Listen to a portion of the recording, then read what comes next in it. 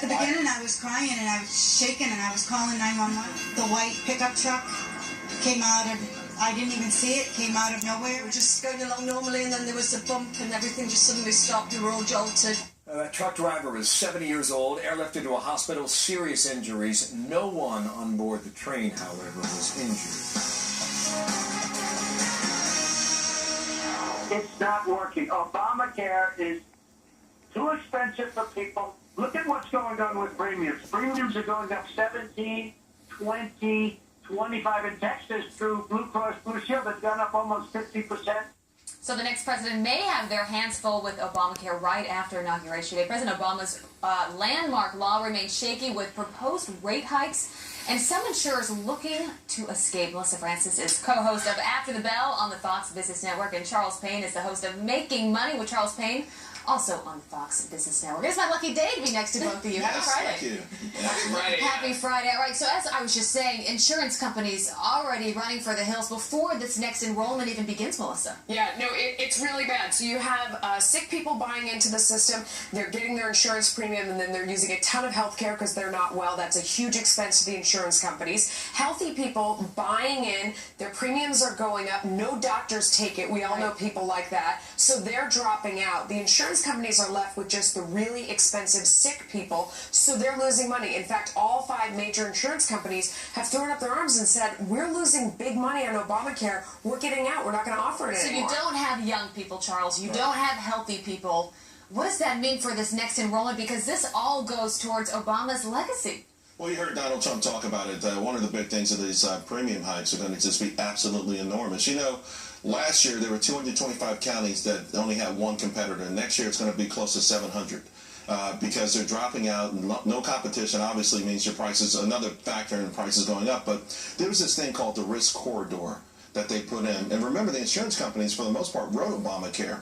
And this was their insurance policy they gave to themselves. If they lost money, the government would make it up to them. That ends this year. Now, the first year they lost almost $3 billion. They're still adding up how much they lost in the last 2 years.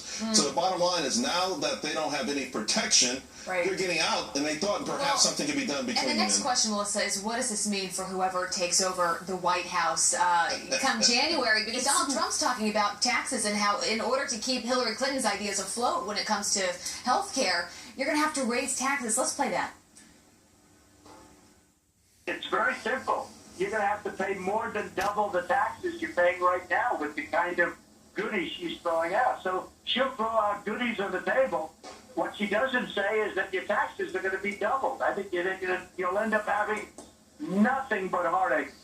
You know, this is one of the truths that Donald Trump said early on that got misinterpreted when he said, you know, we're going towards single payer no matter how you slice it. And this phenomenon we're looking at is exactly what he was talking about. So all these insurance companies back out because they're public companies. They have a legal obligation to make profits and make good decisions for their shareholders. They have no choice. That leaves the government holding the bag, and that means the taxpayer. He said a long time ago we were heading towards this system where now you've promised all these people insurance and there's going to be no company willing to do it. Guess who's going to have to ultimately pay for it? All of you out there in the audience, the taxpayer, you're going to have to pay for it. So, Charles, what is the alternative here? Because if Trump wins, he says that he is going to totally do away with Obamacare. A number of Republicans talk about repealing Obamacare. Is that even possible? Well, I think it's possible. I don't know how difficult it will be, particularly in Washington, D.C., but it obviously is possible and obviously necessary.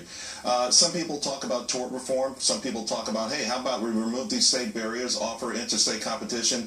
You know, this week the biggest surprise in the stock market was the fact that department stores haven't gone out of business yet. But why are they in trouble? Because of competition. It lowers our prices. The same thing can happen in insurance. Let 3 or 4 or 5 companies compete for our business and watch how low the prices go. And we can all afford it with the government paying less and taking a less active role. And by the way, we might also be able to keep our doctors. So if the enrollment is low for this next enrollment period, what does that mean for insurance companies? What does that mean for all of us? I mean, there's a lot of different places now where there's only one provider because everybody else has dropped out. And if they're the only one in there, they are saying to the government, look, we've really got to raise prices. The government's trapped in this place where they've said you can't charge for pre-existing conditions. It's going to mean that everybody's premium is going to go up a bunch. I mean, people can't afford that. They won't enroll. I think the government ends up stepping in and paying, and that's you. You end up stepping in and paying. right, we'll see how all this plays out. But let's, Yeah. Charles, It's a ticking time bomb, and it's not going to end ugly no matter what. we'll see. Yeah. All right, guys, thanks for being here. That's why they're money, whether you like it or not. That's right. Right on. Jenna Lee's coming up next and happening now. Jenna, good morning. How Hi are there, you? Bill. We're doing well. We're going to have a big show coming up. Some new controversies following Donald Trump as he says he was being sarcastic about saying that the president